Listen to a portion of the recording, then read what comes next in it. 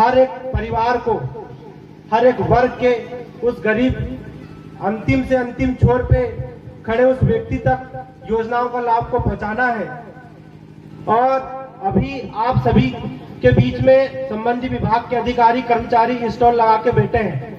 अगर किसी भी ऐसे पात्र हितग्राही जो हमारी माताएं बैठी हुई है योजनाओं से वंचित है तो वो तुरंत यहाँ पे आवेदन कराएं। स्टॉल इसलिए लगाया गया है कि अगर आप पहले से किसी योजनाओं से वंचित रह गए हैं और आपने विभागों में या कार्यालयों में जाके आवेदन करने का प्रयास किए हैं लेकिन आप उस योजना का लाभ नहीं ले पाए हैं तो वो आवेदन आप तुरंत पैसा एक्ट, लगभग कम लोग सुने होंगे पैसा एक्ट। जो पैसा कानून क्या है?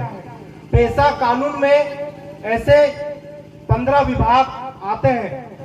15 विभागों के माध्यम से ही पैसा एक्ट का प्रचार प्रसार और पैसा एक्ट से जुड़ा सारे नियम और कानून उसको फॉलो भी करना है और उनका आदेशों का पालन भी करना है। ऐसा पैसा एक्ट तब से आया हुआ है तो पैसा एक्ट में सारे नियम है। अभी शासन की विभिन्न प्रकार की योजनाएं आपको मिल रही है। आप हमारे ग्राम पंचायत में जो मोबिलाइजर है आप उनको सिर्फ मोबिलाइजर के नाम से जानते हैं, वो हमारे पैसा कानून के मोबिलाइजर है। और जब से पैसा कानून आया है तो घर घर तक शासन की योजनाएं पहुंच रही है।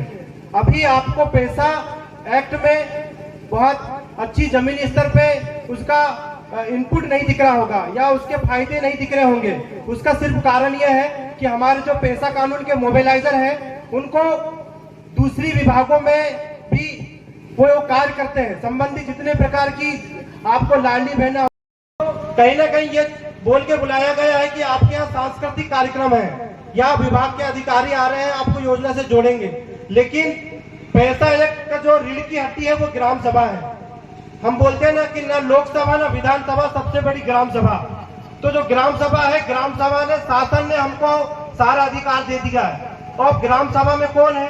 ग्राम सभा में हम आम जन है, वहाँ के जो वयस्क मतदाता है वो ग्राम सभा के सदस्य है। हमारे आपके हर ग्राम पंचायत में 4 ऐसी समिति बनी हुई है जिनको अलग अलग प्रकार के अधिकार प्राप्त है। उनके माध्यम से ग्राम सभा के बगैर प्रस्ताव के कोई भी विभाग का कोई भी कार्य नहीं होता है। हर कार्य को करने के लिए ग्राम सभा का प्रस्ताव अनिवार्य है। इसलिए पैसा एक्ट में जो ग्राम सभा बनी हुई है उस ग्राम सभा की भूमिका को आपको समझना होगा, आपके अधिकार को आपको खुद को जानना होगा।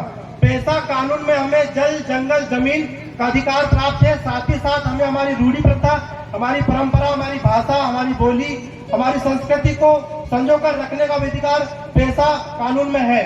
संबंधी अभी आपके गांव में जब भी कोई ऐसा विवाद होता है तो पुलिस विभाग से कोई भी अधिकारी आते हैं और उसके ऊपर एफआईआर दर्ज कर लेते हैं, या कोई भी राजस्व विभाग या विभाग के अधिकारी कर्मचारी किसी भी प्रकार से प्रताड़ित करने का काम आप लोगों को किया जाता है। लेकिन ग्राम सभा को इतना अधिकार है कि बगैर सूचना के संबंधी विभाग के अधिकारी भी उस पारंपरिक सीमा के अंतर्गत किसी प्रकार का कोई भी गतिविधि नहीं कर सकते।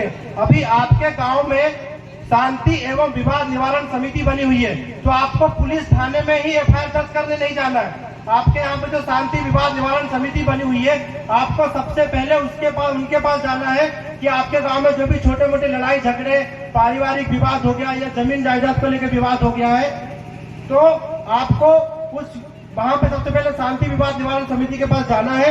इसी प्रकार से आपके मामलों का निपटारा आपके ग्राम सभा के पास ही होगी। तो आपको ग्राम सभा के पास जाना है, ग्राम सभा के अपने अधिकार को जानना है। वैसे ही मात्र सहयोगिनी समिति, तदर समिति, वन संसाधन समिति आपके गांव में बनी हुई है। आप उसको जाने समझे और मेन उद्देश्य यह है कि आप ग्राम सभा में अवश्य बैठे और नवीन ग्राम सभा भी आप उसमें कर सकते हैं। आप पैसा एक्ट की जानकारी के लिए अलग से ग्राम सभा बुलाएं। आपको हम पैसा के एक नियम को बताएंगे। समय कम होने की वजह से हम आपको पैसा के सारे नियम को नहीं बता सकते।